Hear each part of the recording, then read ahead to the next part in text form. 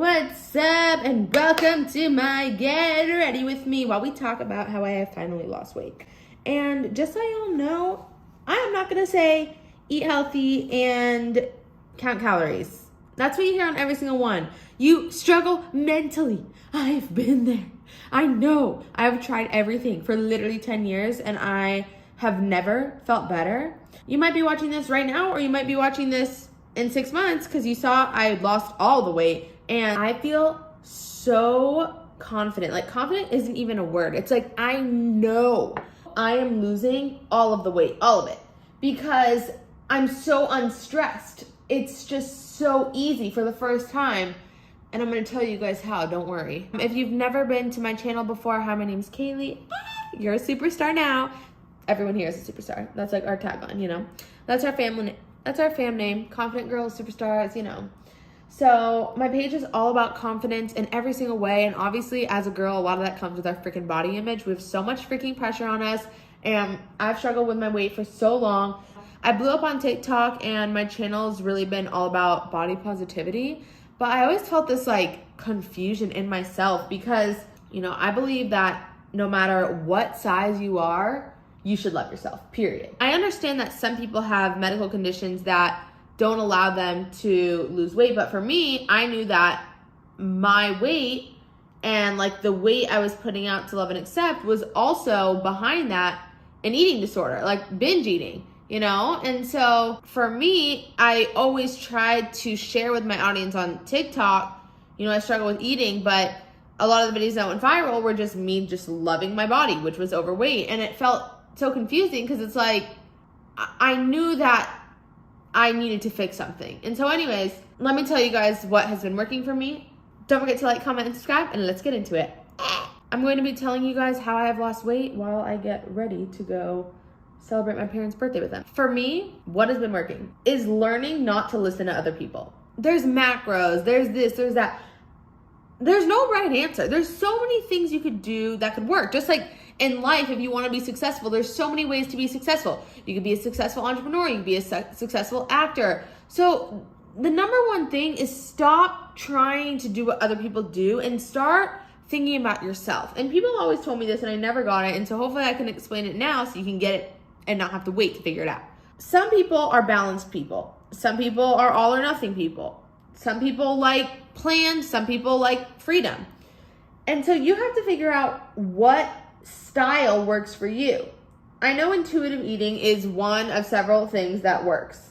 But for me, every single time I ever intuitively ate, I literally ate everything on the planet. Like, I could not stop. Like, there was no stopping me, okay? I was literally like world champion of who can eat the most, okay? And no one was gonna win, period. But at the beginning of the year, you know, I decided, like, what made me decide it? I think I was just like, I will do anything to stop stressing over food. And so let me cut out sugar and flour and dairy. Dairy came along later, but let me cut out sugar and flour. Because, like, are these things addicting? Maybe it's not me who's the problem. Maybe it's the food. And so I cut all that out. But to be honest, I was like binging on like dried mango still. Like, that wasn't the full solution, but it did help so much. Like, you can feel just me saying that how much it helped, hopefully.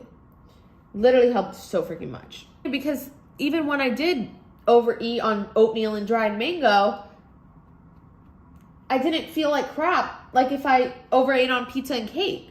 And so from the beginning of the year when I made that decision, everything has been better. Because even on my bad days, they're not as bad as they used to be. But once again, please, like, from this video, like, if you take anything, do not just do what worked for me. That's what worked for me. There's a lot of people that would never work for. I am not like a lot of people. I'm very all or nothing. I'm just telling you what's worked for me. So for me, when I cut it all out, even on my bad days, it was amazing. Because when I binge on, you know, sugar and flour, I don't want to move the whole day. And I'm not going to move the whole day. Like, and getting up the next day is hard.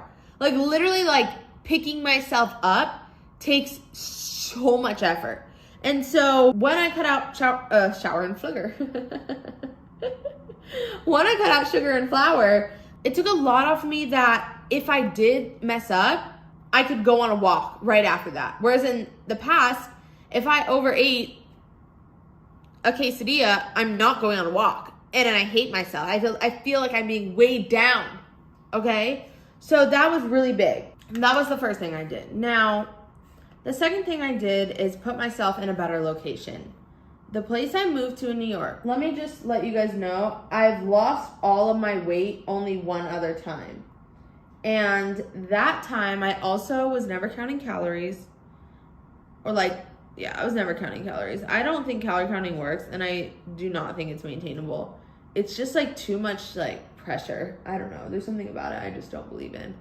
I think it can work in like periods of time, but I don't think it's sustainable ever. Like any type of counting is out. And oh my gosh, it feels so freaking good because like I'm at like the lowest weight I've ever been, but any other time I've ever gotten to this weight, I feel like I'm like on edge, about to fall off, and it feels so good to be at this weight and feel like I could do this forever. You know, like it doesn't take effort, it's maintainable.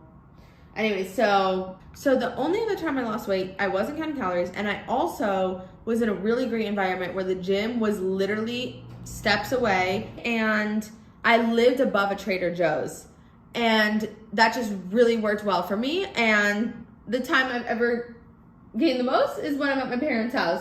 And I know a lot of y'all watching this might not have the privilege to get out of your parents' house where you can't control what you can eat, but I've also lost weight successfully at my parents' place. I just do think it's harder if your parents eat a lot of junky junk, you know, but it doesn't mean that it's not possible. Anything is possible of 100%.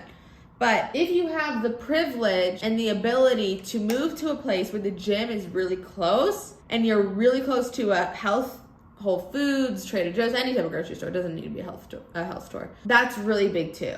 There's a Lifetime Fitness, which is the gym, in my apartment, and they also have a cafe there. So I'm living on my own. So I am able to not keep any food here and just run down when I want something.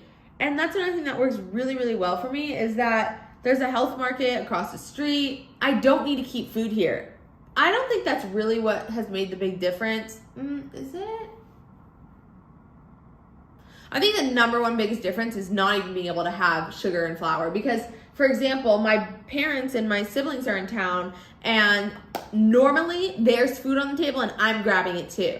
So I think that's the biggest difference is that like now it's just not an option. Like I just have accepted I don't even want that stuff. Like it caused me more stress than happiness. And that's what I'm saying. Don't listen to people, because people will literally make you feel bad for not eating sugar and flour when it's literally addictive and only stresses a lot of us out.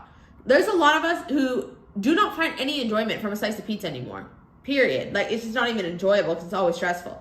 But if you are that person, that's what I'm saying, don't listen to me, because you have to figure out what works for you. But yes, having the health store and not keeping food in my place has worked really, really well for me. Also, like with working out, I've always loved working out, but I realized because of all the times I overate, how often I didn't go to the gym because I felt gross. And so just like the rule of no sugar and no flour, like that strict rule, the rule of 45 minutes a day working out really helped me as well, because it just created a rule. And I could walk 45 minutes. It didn't matter. I just needed to move 45 minutes every day. And like, I feel like 5 times a week, and this is just for me, once again, for me, the 5 times a week, it's just too easy to fall off. Like when I do something every single day, it feels much more like part of my routine and who I am than if I'm like not going full in on it. And so I think that's something that really made a big difference for me this year as well, is just like making a very clear rule of I do this every single day for 45 minutes no matter what. Because I don't know, I think you just like own it as part of your routine a lot more when you have to do it every single day. Really only had like 2 or 3 days in the past 6 weeks where I really didn't want to go, but I just walked and I felt good. You know, you have to be a little disciplined. But in general, it wasn't that hard for me to be disciplined with the gym. That's also because I set rules that I know work for me. So if you're someone who hates working out, do 15 minutes a day, literally, until you're ready to move up. So the last thing that worked for me is setting a structure for myself around the times I eat, and just like the style I eat. So what's worked for me is 3 meals a day. And the times are a little weird, but once again, I'm not listening to what other people say because I'm not like other freaking people. For example, I wake up at 5 a.m. every day, sometimes 4:30.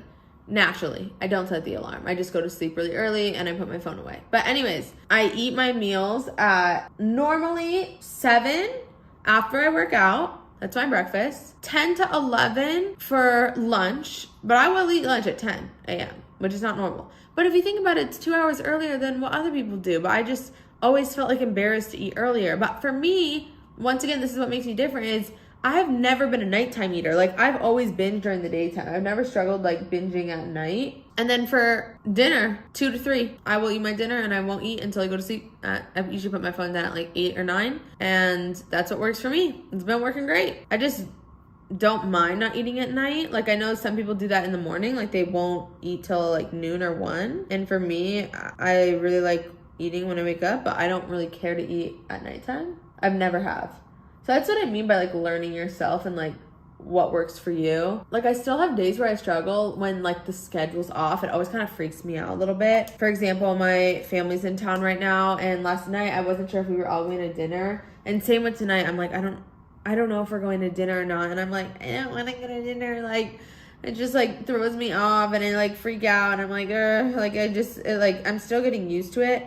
But I haven't counted 1 freaking calorie. That's the amazing thing. And every single day I eat something different. Something else I'm a little bit struggling with is that I feel like a lot of people follow me to feel better about themselves rather than me. I'd say a lot of influencers people follow to get to know them, whereas I think my page is a little bit about me helping you guys. And so I do feel a little bit weird going into this phase of my life where I know I'm going to continue losing weight, because for me, nothing's changing. I know I'm still going to have days where I'm insecure in my body, and I know that it doesn't all go away with weight loss, but I know that it will change from the outside. For example, like I posted this little transition video and this girl commented, what did she say? She was like, wow, she's like, I followed this for body positive and now it's about losing weight. And in my head, it's like, no, you followed for Kaylee. You didn't follow for bodypositive.com, you know?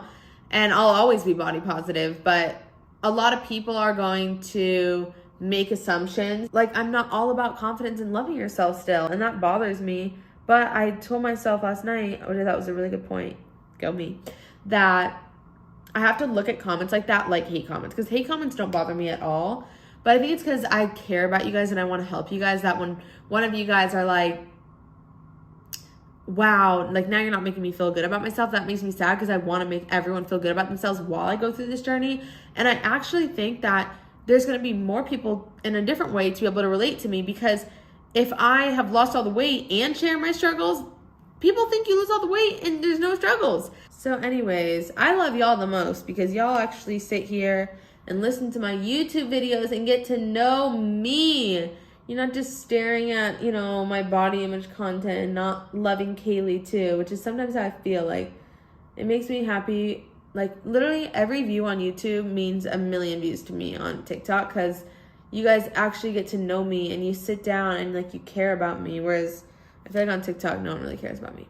You know, they're just there for like my content, not Kaylee. So to sum everything up, making rules really helped me. Like I said, I'm different than a lot of you guys. I'm not, if you're a teenage girl watching this, I don't have to go out with friends every single day. And, you know, I'm not in school. I think it would be a lot harder to eat